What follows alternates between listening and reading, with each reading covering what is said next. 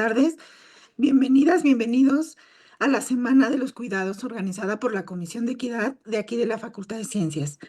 Nos da muchísimo gusto que nos acompañen. Toda la semana del 27 al 30 de octubre vamos a tener eventos y les invitamos para que nos acompañen. En primer lugar, queremos invitarles a la mesa de información de la Comisión de Equidad. El lugar es la explanada de la Fuente del Prometeo. Y pues acérquense, vamos a estar ahí, la Comisión de Equidad y estudiantes de aquí de la Facultad de Ciencias, pues sumando en la creación de ambientes libres de violencia en nuestra facultad. Les invitamos a que se acerquen para que puedan recibir información y puedan acercarse y conocer más de la Comisión de Equidad. Pues el día de hoy iniciamos con el primer evento, es una conferencia magistral a cargo de la maestra Lorena Gabriela de la Peña del Ángel, de la SIGU de la UNAM, de la Coordinación para la Igualdad de Género de aquí de la UNAM. Y pues bueno, antes de darle la palabra a la maestra, voy a permitirme leer su semblanza curricular para que podamos conocer un poco más de ella. Ella es maestra en artes visuales por la Facultad de Artes y Diseño, la FAD de la UNAM, y es candidata a doctora en docencia para las artes y el diseño. Tiene formación en estudios de género y diseño por la Universidad de Buenos Aires, la UBA, y actualmente es jefa de la unidad del programa de personas orientadoras comunitarias POCS en la Coordinación para la Igualdad de Género SIGU de la UNAM, donde coordina procesos de formación y acompañamiento comunitario para la prevención y atención de la violencia de género. Su labor en la SIGU y la FAT le ha permitido desarrollar proyectos que articulan el arte, el diseño y la perspectiva feminista aplicada a la gestión cultural y comunitaria. Entre 2021 y 2023 coordinó el Diplomado Internacional de Arte y Género, realizado entre la FAT de la UNAM y la Cátedra Rosario Castellanos, que reunió a especialistas de distintas latitudes en torno a los cruces entre feminismos, prácticas artísticas y pensamiento crítico. Su trabajo se centra en explorar cómo el arte y el diseño, al situarse desde el cuidado y lo comunitario, pueden abrir espacios de resistencia, visibilidad y transformación social. Ella apunta a romper jerarquías entre arte, diseño y artesanía para construir una estética más democrática, accesible y políticamente situada. Nos da muchísimo gusto recibirla, maestra, e inaugurar esta semana de los cuidados con su charla y adelante, los micrófonos son todos suyos.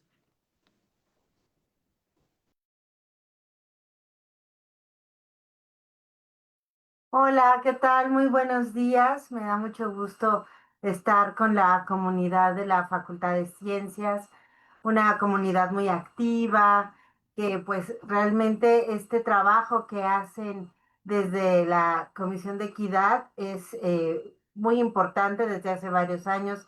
Saludo también a la maestra Carla Ramírez, a la maestra Ana Cristina, por también su amabilidad al presentarme y a todas las personas que están haciendo posible este espacio. Pues voy a darles la bienvenida y les voy a compartir la presentación que preparé para esta charla. Perfecto. Pues esta charla lleva como título Gestión Comunitaria y Cuidados en Red, experiencias del programa POC en la UNAM. Y como ya lo mencionó la maestra Ana Cristina, he tenido la oportunidad de trabajar como académica en la Facultad de Artes y Diseño ya desde hace varios años, desde el año 2013, y en la SIGU de la UNAM desde hace 3 años. Pues estamos acá. Bueno, les quiero hablar de la gestión comunitaria. Cuando hablamos de la universidad, de pronto nos preocupamos y nos enfocamos en lo sustancial que es lo académico, la relación de la docencia, del profesorado con el alumnado, y pues obviamente es un trabajo muy importante. Pero el día de hoy quiero poner especial atención a otra de las labores que se hacen en la universidad que son fundamentales y también decirles que en el momento que ustedes quieran hacer una pregunta, por favor, pueden irlas poniendo en las redes, en el chat, para que también tengamos la oportunidad de dialogar y nuestras compañeras que nos están asistiendo desde el servicio social nos las harán llegar. Bueno, hablaba de la gestión como un trabajo que existe en la universidad y que de alguna manera se ha hecho parte fundamental de la vida de las mujeres en esta sociedad, porque no solamente se tiene que dar una clase con lo que implica preparar, hacer tu programa, hacer tu secuencia didáctica, pararte, hacer tu presentación, sino la gestión que tiene que ver con la universidad es un trabajo muy importante, porque justamente hablamos del cuidado de los recursos de la universidad para poder llevar a cabo nuestras labores. Y esos recursos incluyen los recursos humanos, los recursos económicos, los recursos físicos, todo tipo eh, de recursos que tenemos alrededor de esta labor de la universidad. Y en este caso, hoy les voy a hablar de lo que trabajo de manera cotidiana desde el espacio donde me encuentro en la universidad, que para mí es un privilegio, un gran honor estar en este espacio de la universidad, que es en la gestión comunitaria.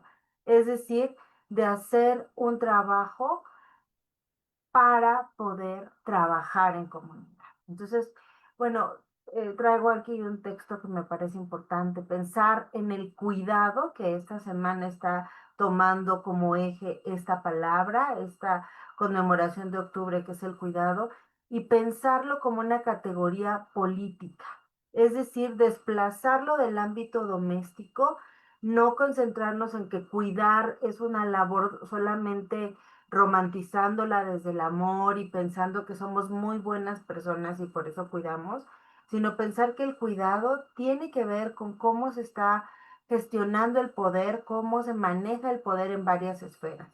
Entonces, desplazar el tema del cuidado de la esfera doméstica a las políticas públicas. Y la universidad, pues, y en el caso de la UNAM es una institución pública. Bell Hooks, que es una de nuestras piedras torales en los feminismos contemporáneos, vamos a recuperar esta frase donde habla del amor y con él el cuidado es una práctica de libertad. Cuidar es un modo de resistir la deshumanización cotidiana. Entonces, pensar así, que en la universidad el cuidado se vuelve una herramienta crítica para pensar cómo habitamos los espacios institucionales, cómo escuchamos, cómo acompañamos, cómo tejemos comunidad.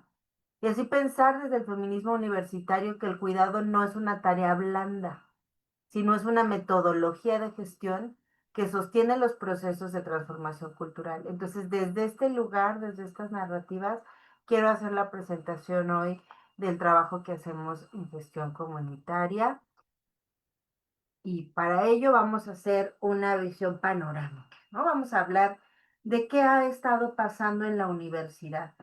En este momento estamos viviendo también un simposio internacional muy importante a la par de esta charla que también les invito a seguir.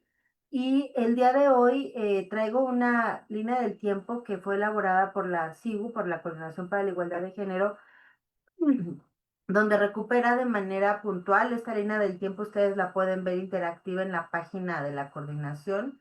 Y hoy la traigo como una captura solamente para marcar que este trabajo de hablar de cuidados y de hablar de género en la universidad no es una cuestión de un capricho de un momento, sino es el resultado de la lucha histórica de las mujeres en la universidad, de los grupos exodisidentes en la universidad que han ido trabajando y que en el caso de los estudios de género se van a comenzar a plantear con seriedad desde la institucionalidad en el año 1992. En ese momento es cuando surge el PUEG y tuvo como antecedente ya grupos de mujeres en la Facultad de Psicología principalmente, pero también en otros espacios de la universidad, trabajando estos temas desde los años 70 y fortaleciendo una mirada que iba a tener como cabeza la doctora Graciela Hierro y crear el programa universitario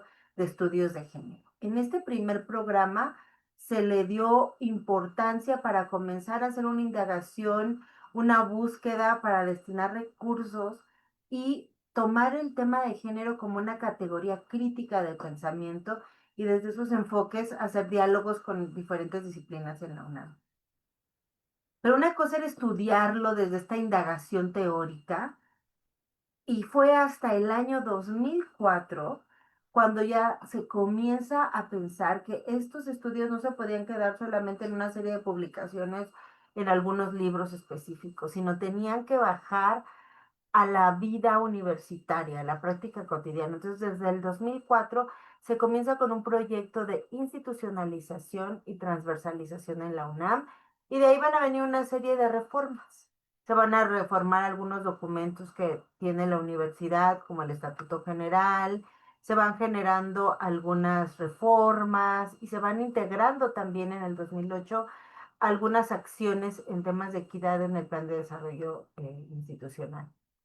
Es así como va caminando poco a poco, a la par, estemos pensando que en el año 2007 pues se da también la Ley General de Atención a las Mujeres a una vida libre de violencia y todo esto está sucediendo a la par y es así como va transitando la universidad para hacer algunos cambios.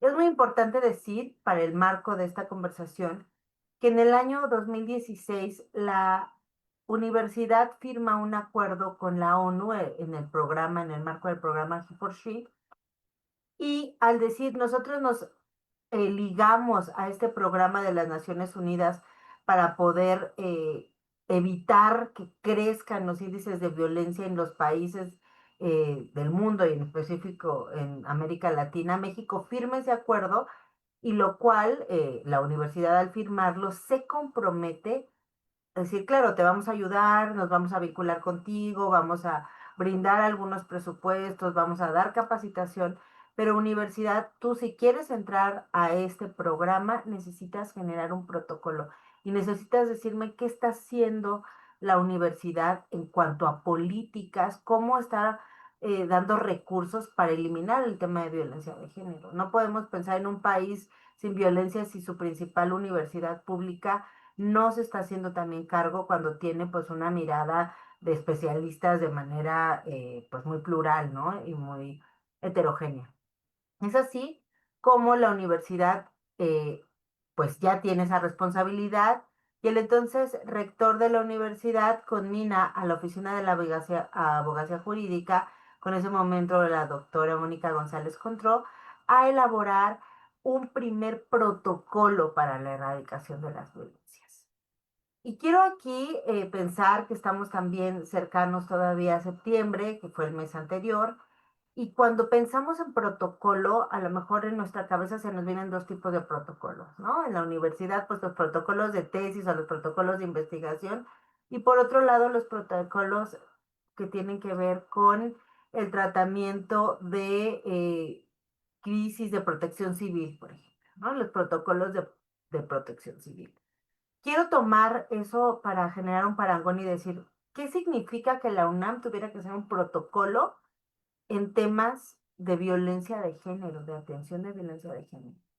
Tenía que ver con que estábamos en un momento de una alerta de género en el país, con una crisis feminicida que nos estaba llevando a pensar que en esa crisis, al igual como se dio en el 84, en el 85 con el terremoto, develó que como México como institución no estaba preparada para enfrentar un terremoto y que no había tomado medidas desde la cuestión de contratos, de arquitectura, de infraestructura y todo para poder tener un lugar seguro. Eso pasó en el 85. Y entonces en el año 2016 se está diciendo, no tenemos ninguna armonización legal en la universidad, ni tenemos unas oficinas especializadas para atender los casos de violencia de género, no tenemos leyes suficientes, no tenemos material, entonces tenemos que crear un protocolo que nos diga cómo sí podemos atender la violencia de género. Entonces,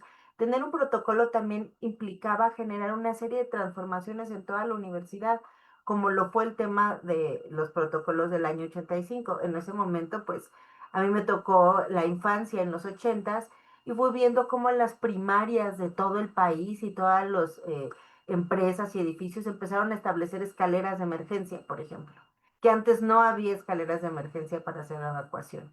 De igual manera, en la UNAM, con este tema de la violencia de género, se empezaron a establecer cambios incluso en la infraestructura de los lugares y por supuesto que uno de los cambios importantes es que la UNAM ahora tenía que tener unas figuras, así como hubo brigadistas para poder atender casos de protección civil y de temblores, pues digamos que un parangón podría ser la primera generación de personas orientadoras de la universidad.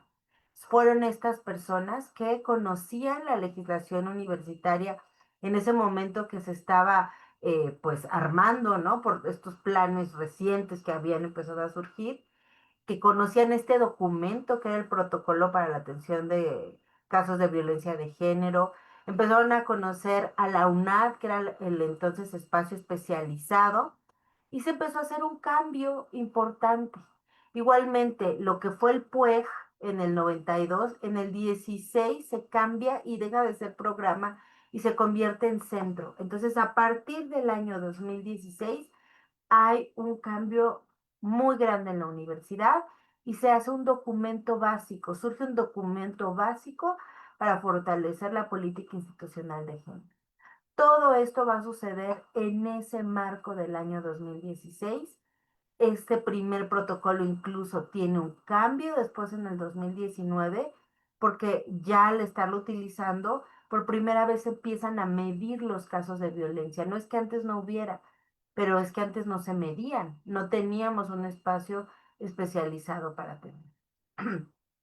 Bueno, de esto voy a hablar más, pero sí quería hablar como de este primer panorama y decir, bueno, ya teníamos un espacio y a mí me tocó ser de esas primeras personas orientadoras en la universidad, en mi comunidad, que era la Facultad de Arte y Diseño, donde conocí a varias compañeras cómplices, entre ellas la maestra Carla Mosurrutia, Carla Ramírez, varias de las compañeras que hoy estamos en estos procesos transformadores fuimos esa primera generación de personas orientadoras que estudiaron el primer protocolo y se prepararon para ir recibiendo estas transformaciones, ¿no? Fuimos una generación muy activa que trató de vincularse con esta transformación porque pues habíamos trabajado en ello.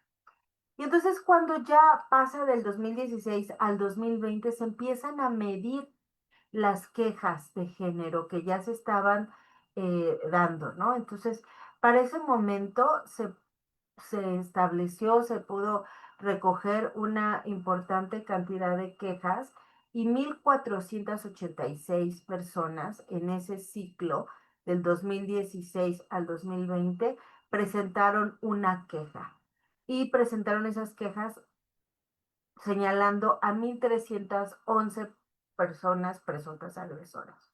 Es una cifra menor porque, bueno, aquí también se ve que hubo varias personas que pudieron tener a lo mejor un señalamiento hacia la misma persona, ¿no?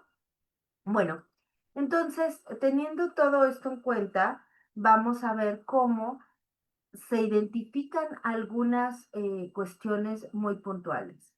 Que las personas presuntas agresoras, en su mayoría, en el 94,90% eran varones y las personas que reportaban la violencia, 1,444, eran en un 98% mujeres. Esto nos deja ver algo que se armoniza perfectamente con otras cifras a nivel país de cómo se empezaron también a tomar las quejas, que en una mayoría pues teníamos una violencia de los hombres hacia las mujeres. Entonces, este tema es algo que se sostiene en las distintas mediciones. Por otro lado, se encontraron algunas otras cifras importantes. Esto es parte desde el primer reporte, ¿no? Y que podemos decir que la mayoría de las personas que ejercieron esa violencia fueron compañeros de nivel licenciatura. Y entonces ahí también encontramos otro índice, que pues la mayoría de estos eventos de violencia se dieron en una relación romántica o sexoafectiva. Esto también nos deja ver cómo pues la sociedad estaba comportándose en ese momento, ¿no? Bueno, en este tema, en este marco, fue justamente cuando surge este gran performance que les voy a compartir en este momento. A ver, no, este no es. Déjenme lo pongo por acá, que ya lo había abierto. A ver si me lo deja abrir. Ya lo habíamos probado. Pero bueno, vamos a ver.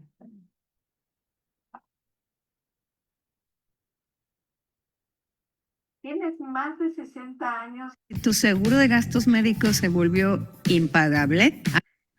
Sí, no, no se ve todavía, maestra, nada más se escucha. Ya, ahora sí.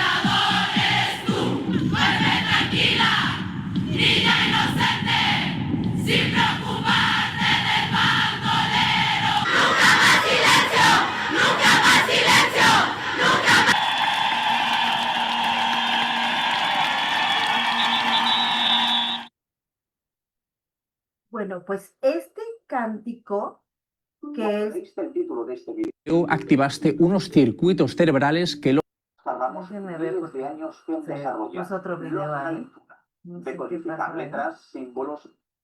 Perdón, ¿eh? Es que se puso instantáneamente otro video.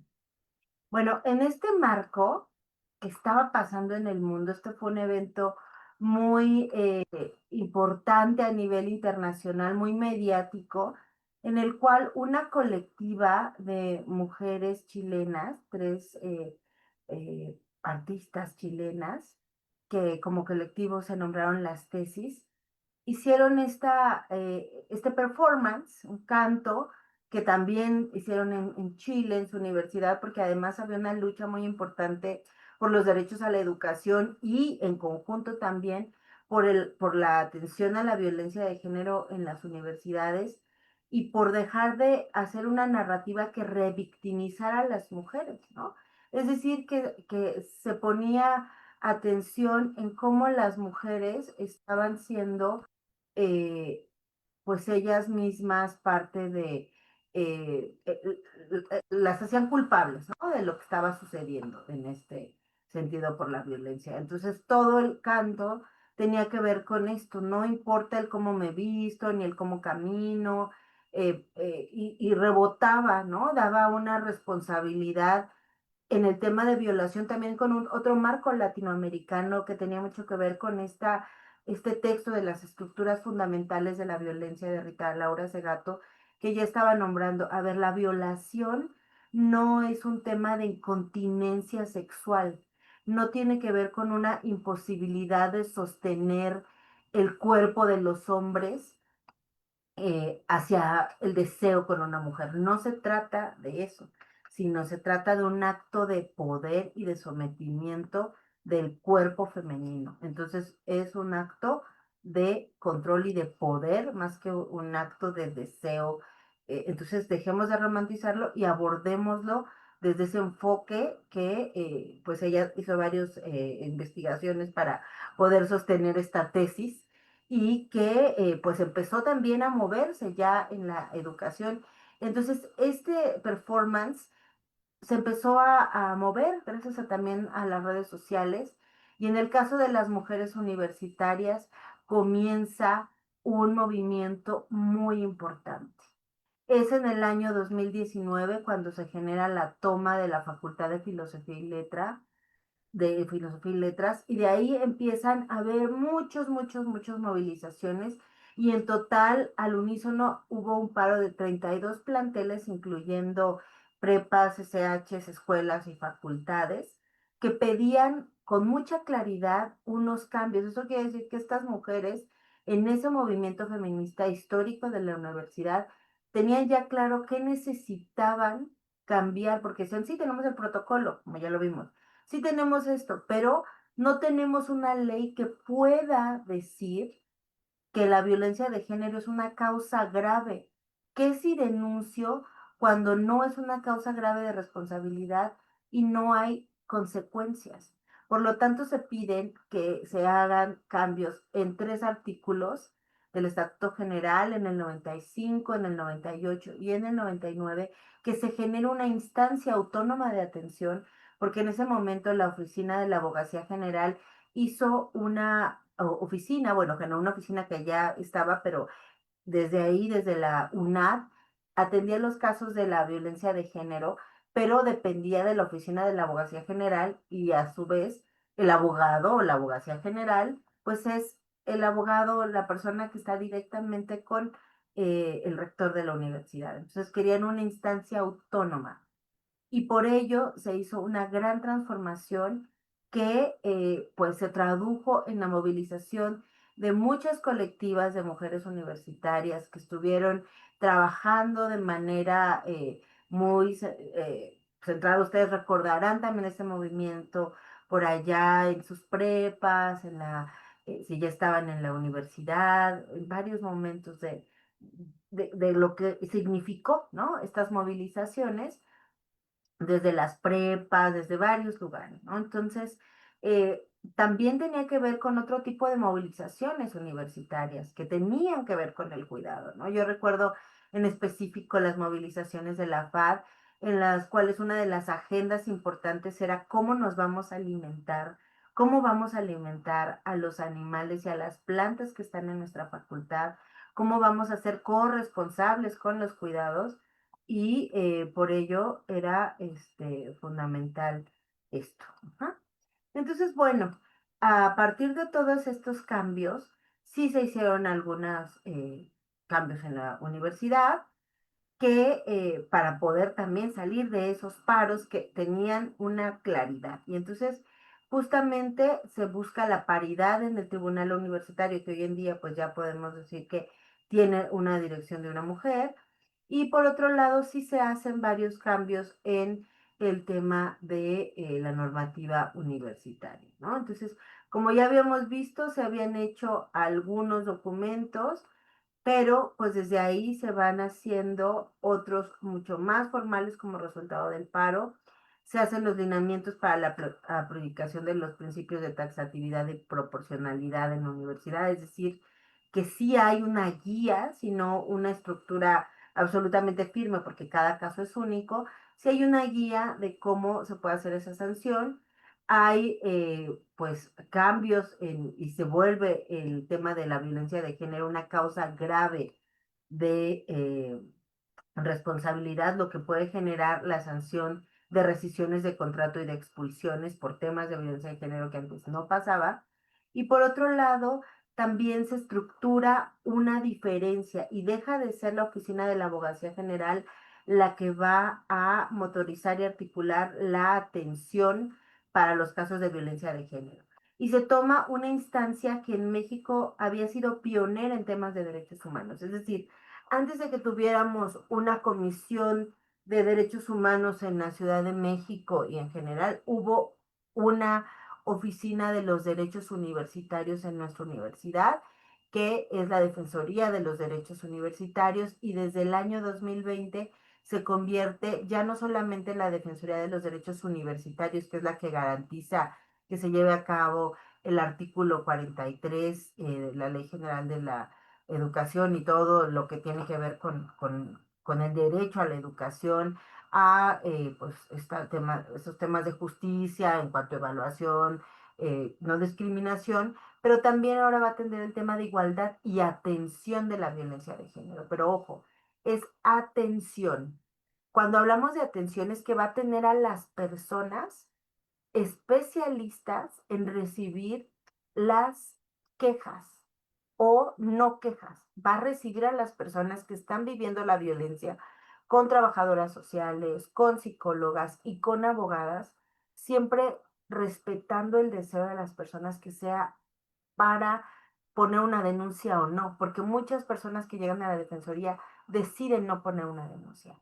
Y lo que ellas deciden es a lo mejor continuar con su seguimiento psicológico y tal vez ya cuando están absolutamente fortalecidas puedan o no poner una denuncia. Porque esa es una decisión solamente de la persona que va a vivir todos esos procesos. Entonces, este espacio de atención va a ser la defensoría y quien investigue y sancione van a ser las personas titulares y en el caso del alumnado, el Tribunal Universitario de la UNAM.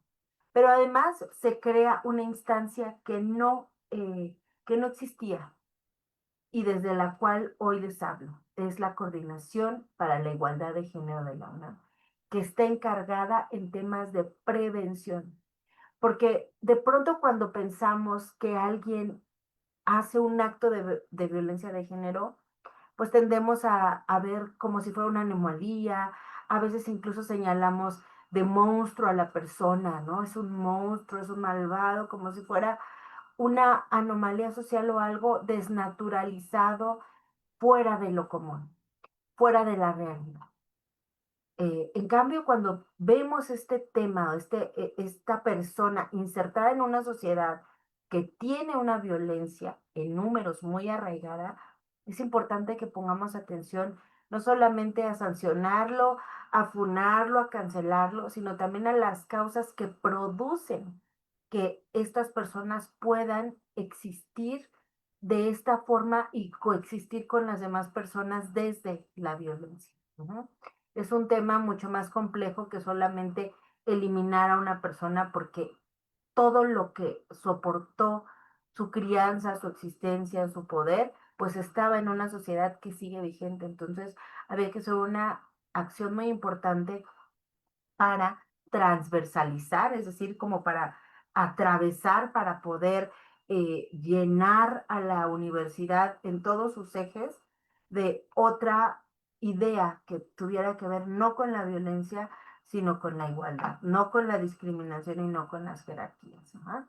Entonces, bueno, a partir de esto ya la Defensoría comienza a trabajar y si se dan cuenta, pues la orientación empieza a crecer porque de 4 años que tuvo la Oficina de la Abogacía General, cuando llega la Defensoría, esto crece y se van dando estos casos de manera más constante. Esto no significa que ahora solo creciera la violencia, sino que creció la atención y las denuncias en casos de violencia de género.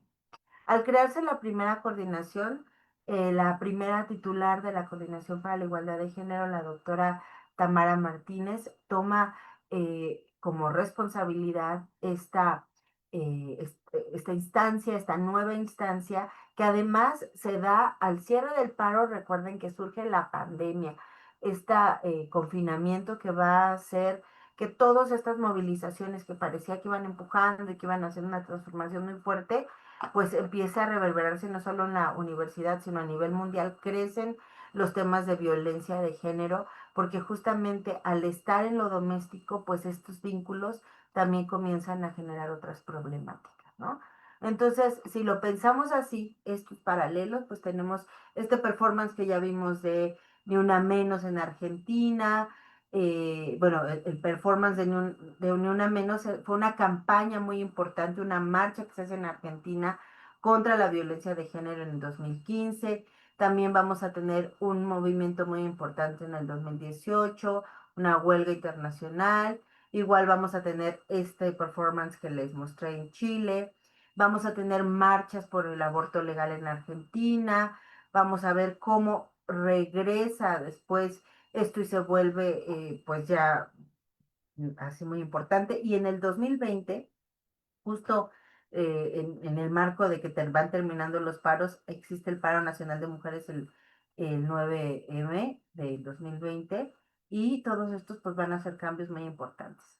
Y bueno, ahora yo también quiero decirles que les estoy hablando eh, desde un lugar que también me importa decir que para mí estos cambios han atravesado mi vida, porque si yo me pongo aquí, yo entré a la universidad como académica en el año 2013. pero cuando yo llegué a la UNAM a estudiar mi carrera fue en el año 2020 y que fue cuando inició por primera vez a ser el 25 de noviembre el Día Internacional de la Violencia contra las Mujeres. Y yo recuerdo cómo en esos momentos estaba queriendo hacer una exposición colectiva con mis compañeras de la FA, trayendo estos temas del feminismo. Yo tenía 17, 18 años, yo quería hacer cosas en la FAD y no encontré eco en mi facultad para hacerlo, entonces tuve que hacerlo fuera, ¿no? Trabajé afuera haciendo estos performances, estas movilizaciones y trabajé mucho en un arte, en un activismo, en colectivas para denunciar el tema de la violencia y además otras cuestiones que me interpelaban como estudiante de arte y mis tesis también tuvieron que ver con estos temas. Y cuando yo entré en el 2013 a ser académica, pues viví también otro tipo de, de movilizaciones adentro, ¿no? Yo quería traer estos temas, hice algunas exposiciones y fue en el año 2018 cuando llega la oportunidad y me convierto en persona orientadora comunitaria. Pero fue muy interesante porque es en ese año que llegué a esa convocatoria para hacer POC, yo estaba embarazada, ¿no? En eso, y tenía como mucha ansiedad porque decía, es que yo quiero ser POC. Cuando vi la convocatoria dije, esto es para mí, pero yo tengo, me acuerdo, ¿no? 7 meses de embarazo, 6 meses de embarazo, a ver si lo puedo lograr. Y pues justo cuando a mí me nombran persona orientadora comunitaria, pues estoy también ahí, ¿no? Siendo recién mamá, pero empieza todo este proceso a moverse en mi vida, proyectos que tenía de asignaturas a la FAD los voy turnando y entonces me toca una posibilidad también de trabajar como POC, de proponer asignaturas de género para la FAD y de comenzar a hacer un trabajo comunitario que ya había hecho antes desde la labor de tutorías, pero que ahora lo hacía muy centralmente en temas como POC. Y pues me tocó acompañar, hacer acompañamiento y de alguna manera mediación en todos estos movimientos de las estudiantes organizadas de la FAD, con también la gestión de la FAD en ese momento. Y para mí fue un gran aprendizaje y a través del programa de POC, de PO, en ese momento hacer redes.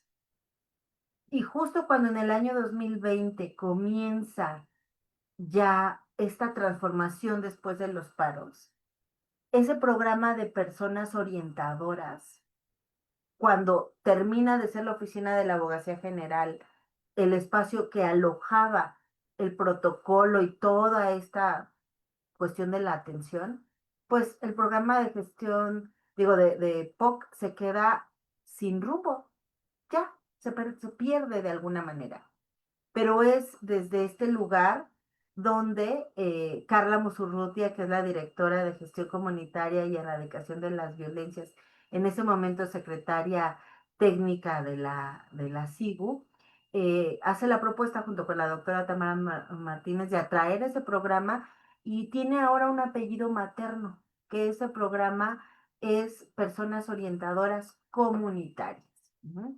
Y pues fue muy, muy lindo. A mí me tocó ser de esa generación también de POCs. Y en el año 2023, Carla me llama para apoyarla y llevar la coordinación del programa de POCs. Para mí fue también una gran sorpresa porque yo hice muchos años gestión cultural, trabajé muchos años haciendo proyectos académicos, proyectos culturales, pero me decía, es que tú eres gestora, yo sí, pero es que no he sido funcionaria de la universidad y pues yo soy profesora, en ese momento estaba en Tasco y pues tomé la posibilidad de decir, bueno, toda la vida he estado en la denuncia, he estado en la visibilización, pero ahora se me está dando la oportunidad de hacer y no solamente de denunciar, de que no nada más desde el arte, sino que también desde la gestión comunitaria pueda hacer un proyecto y pues aquí estamos la equipa con mi compañera Diana Paulina, que ella también fue PO de la Facultad de Ingeniería en su momento y que ahora lleva el programa de gestión y conflictos, acompañada de Laura, Y al mismo tiempo yo me vinculo y yo atraigo a una gran colaboradora que ya había trabajado conmigo en la FAD, que es la maestra Stephanie Salas, que además pues tenemos este gusto por historiar, por generar proyectos, repositorios y demás. Entonces, ahora esta es la equipa de gestión comunitaria y digamos que la equipa POC somos ahora en este momento directamente Stephanie y su servidora y que llevamos este proyecto, que la gestión comunitaria tiene como objetivo hacer enlaces para vincularse con las comunidades de las poblaciones, construir redes, transversalizar la perspectiva de género y pues tratar de llevarlos, ¿no? Y en ese sentido, pues nuestro vínculo es sí con las autoridades, pero también con las colectivas feministas y con las mujeres organizadas, con poblaciones de las tres comunidades, tanto del sector académico, del sector estudiantil, pero también del sector trabajador, trabajar con órganos colegiados, vincularnos con la CINIC, ver cómo están las comunidades en conflicto, operar a las personas orientadoras comunitarias y tener un vínculo muy cercano tanto con la Defensoría para la atención de los derechos universitarios y también de la violencia de género, tanto con SPAMSU, que es la instancia de seguridad, ¿no? Entonces, esto es lo que hacemos en este espacio como una estrategia de prevención. Asesoramos, apoyamos, contribuimos a la escucha y hacemos planes de intervención. Como les decía, yo trabajo con esta red de POC, pero a su vez mi compañera Paulina y mi compañera Laura, con la dirección de Carla, están llevando el monitoreo de los conflictos universitarios. Entonces, las POC, pues son un espacio muy importante, es una red de personas que justamente va a surgir después de este gran movimiento de las mujeres universitarias. Va a tener un gran vínculo con las expresiones de la colectividad y va a ser alojada por las IGU. Es decir, a las POC no las ponen los directores, no los ponen, no tienen que ver con un lugar político, es una figura honorífica. Uh-huh. Y tiene como eje toral un modelo de gestión en red. Eso quiere decir que somos personas que nos llamamos por nuestros nombres de pila, seamos doctoras, seamos plomeras, seamos enfermeras, seamos artistas. Ahí yo soy Lorena, ahí está Carla, ahí está Paulina, ahí está Esteban, están las personas y que tienen que ver con pues esta visión de buscar la igualdad desde una posibilidad de red, de sumar también nuestros perfiles desde la voluntariedad, que esto es muy importante, es una figura honorífica y no es que no se valore el trabajo que se hace, es un trabajo que en realidad pues tendría que ser de todas las personas universitarias, conocer los documentos que hay en la universidad, las leyes, para poder facilitar y orientar a las personas. ¿Uh? Pero al mismo tiempo cuidarnos entre nosotras, cuidar a la comunidad, haciendo una escucha activa de las personas. Esto quiere decir que las POC pues buscan validar la emoción de las personas, no darle la razón a todas, pero por lo menos entender por qué están enojadas, por qué están tristes, por qué están haciendo una gran queja, porque conocen su contexto. Y obviamente ellas no son abogadas, tenemos psicólogas, tenemos trabajadoras sociales, pero como POC no van a sustituir esa labor de atención, sino van a abrir la puerta para las conversaciones y van a derivar a los espacios especializados, ¿no? Y entonces justamente van a apoyar en la canalización, pero también van a ser un motor para poder activar ese tejido comunitario. Uh-huh. Esa es la apuesta de este programa.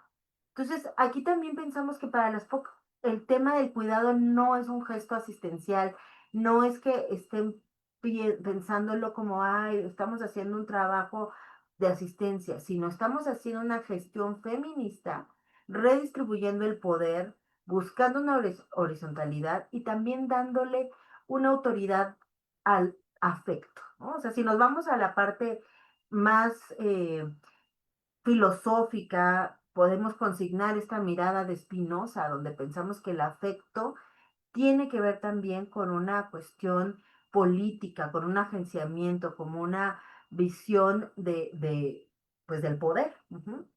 Y pensar que en la universidad también puede ser un espacio de ternura radical, ¿no? Es un lugar donde tenemos que, además de ver las cosas que hay que cambiar, entender qué tenemos en común, qué nos sostiene como personas que habitamos la universidad en esta década, en este momento del mundo, en medio de una crisis, y encontrar esos comunes para poder también abrazar una utopía de universidad, pero que estamos tejiendo de manera continua. Ujú. Entonces, justamente buscar, si ya bien sabemos que la universidad per se es una estructura jerarquizada, donde te dicen, no, hay niveles, ¿no? Doctorado, postdoctorado, especialista, bla, bla, bla, bla. Bueno, sí, por supuesto que hay niveles de especialidad, pero eso no necesariamente va a generar que ese capital intelectual se convierta en una manera de opresión. Busquemos que esto pueda ser también otra forma, ¿no? Y pensar que podamos conocer a la universidad de manera diferente, porque las como hoy, el hecho de que yo esté aquí con Carla y que Carla también haya podido llevar a mucha gente de preparatoria que ha hecho trabajo en red y ha llevado chicas, por ejemplo, apenas que fui a la prepa 4 me contaban que fueron el año pasado a la Facultad de Ciencias a hablar con las científicas, a ver que sí se podía estudiar estas carreras, pues es un trabajo que se hace en red y que permite que las personas pues vayan rotando, que vayan conociendo y también la escucha que se da entre nosotras, porque ese es el espíritu que tenemos del programa, cuidar a las POC, atenderlas. Si tienen una cuestión inmediatamente, pues les estamos contestando el teléfono. Ese es un programa que busca romper con esta cuestión tan burocrática y pensar en un programa en el cual yo soñé cuando era estudiante, ¿no? Entonces, si la vida me está dando la oportunidad hoy de acompañar a las POC, pues por eso yo les hago sus stickers, porque también soy artista y diseñadora. Por eso vamos haciendo performance, vamos haciendo eventos importantes, vamos metiendo música, cine, que es el afecto que también yo quiero poner ahí, vamos abriendo espacios, ¿no? Entonces, pues así lo hemos hecho. Estamos terminando la sexta jornada de capacitación POC. Se abrió una primera convocatoria para personas orientadoras comunitarias en el año 2021 y de aquí para allá ya no se ha abierto otra jornada de capacitación, sino ha sido orgánica. Las personas que nos buscan para hacer POC, las vamos sistematizando en listas de espera y cada año vamos haciendo capacitaciones. Este año terminamos con 3 capacitaciones de personas orientadoras comunitarias y que van pasando por 3 filtros. Y una vez, un filtro es la asistencia a un curso, el segundo es un examen escrito y el tercero son entrevistas, porque queremos ver que las personas que sean POC sean personas que la comunidad reconozca ya y que además tienen estos valores, estas habilidades para la atenta escucha, para la ética del cuidado y para poder hacer una universidad desde las relaciones afectivas, ¿no? Aquí tenemos una foto que se tomó en abril en nuestro encuentro POC y pues justamente todas estas POC que están aquí, que fueron pues varias, no fueron todas, pero fueron una cantidad importante de varios estados de la República, pues también pues, las juntamos para trabajar en talleres, para que se conocieran, para generar sinergia y valor en estos encuentros. Y pues bueno, ustedes pueden encontrar a las POC en un directorio institucional en el cual pues tenemos a todas nuestras POC que hacen 3 cosas fundamentalmente. La primera es lo que hacían ya las POC, que era recibir a las personas haciendo un primer contacto. Si alguien te busca por ser POC, tú le puedes decir lo que tienes en la universidad y a veces también fuera de ella, porque tenemos estos espacios para poder tomar cartas en el asunto si estás viviendo una violencia por razones de género. Por otro lado, también están difundiendo la figura de POC en sus comunidades, están vinculando institucionalmente con tutorías, con las redes sociales, con los diferentes espacios en cada comunidad para darse a conocer. Y finalmente, pues también hacen actividades en pros de la igualdad y trabajan en red para poder también hacer una universidad más plural y unir esfuerzos, ¿no? Entre ellas. Y pues así ha sido, ¿no? Las POC van capacitadas por nosotras, son personas que ya de por sí tienen un carácter, una perspectiva de género y van siguiendo todos los procesos que estamos dando. Además de esa primera capacitación, hacemos una formación continua con las POC, los ofrecemos muchos recursos que van pasando en las leyes de manera constante, ya sea universitarias o demás coyunturales, y fortalecemos esos puentes de comunicación. Tenemos muchos eventos con ellas, les hacemos materiales específicos, las visitamos in situ, les acercamos las rutas por violencia de género, les damos algunos cursos, talleres, capacitaciones, espacios de diálogo y pues también vamos buscando estos encuentros porque cada año queremos verlas por lo menos una vez y saber cómo están. Hacemos eventos muy importantes como en el caso del 25N que ya pronto también está aquí presente, con colectivas también del país, en este caso lo hicimos con las Madres Buscadoras, en este otro presentamos un performance importante en las islas y una película sobre acoso callejero. Hacemos materiales para ellas, como es el caso de la primer fanzine a nivel institucional que se ha hecho, que es este que hicimos para las POC. Y también hacemos publicaciones donde tenemos esta publicación de las voces de las POC. Tenemos pues bastantes, ¿no? En este caso, hoy en día contamos con más de 300 POC y las tenemos distribuidas a nivel nacional en varios espacios del país. Y ustedes pueden visitar nuestro directorio para conocer a todas nuestras POC. Y pues bueno, para cerrar, les quiero decir que el cuidado también es una forma de resistencia. El amor es una acción, no solamente un sentimiento, no es algo que se aloja, sino es algo que se ejerce.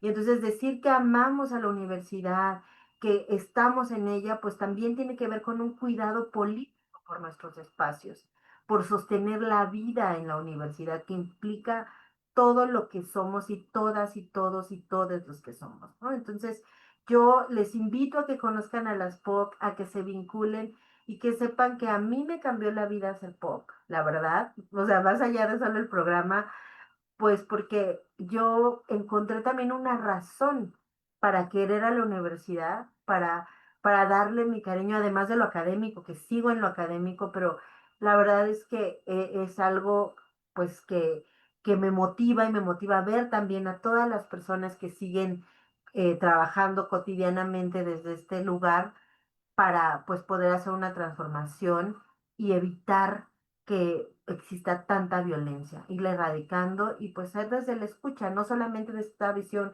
punitiva desde el castigo, sino desde la corresponsabilidad.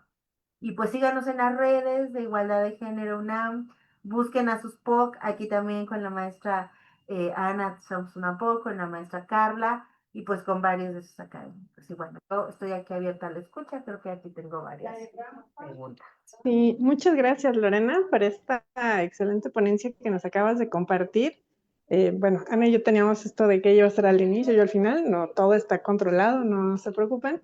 Y si quieres te paso unas preguntas.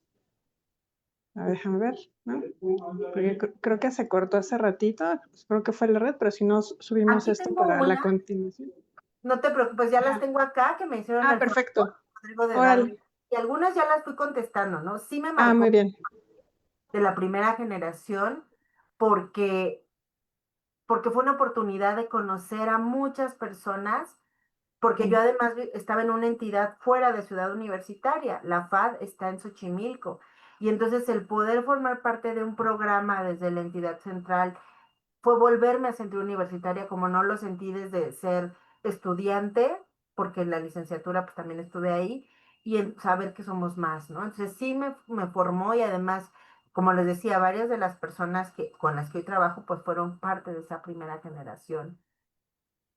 Claro. Sí, Principales muchas gracias. retos y aprendizajes, pues Sí, muchos, el no o sea, desde ser POC hasta ahora, ver la desesperación, los nervios de personas que comienzan esta labor de que quisiéramos solucionar todas las problemáticas, pero que tenemos que tomar conciencia que a veces nuestro, o sea, que nuestro trabajo es muy valioso y que tenemos que llevar con las personas expertas y siempre respetar las decisiones de las personas, ¿no? A veces quisiéramos que todos denunciaran, que todas denunciaran y que se hiciera justicia expedita, pero si las personas no están listas para denunciar, también eso es una parte del respeto y creo que eso cuesta mucho trabajo para las personas que van iniciando la labor de POC porque quisieran que fuera todo automático, ¿no?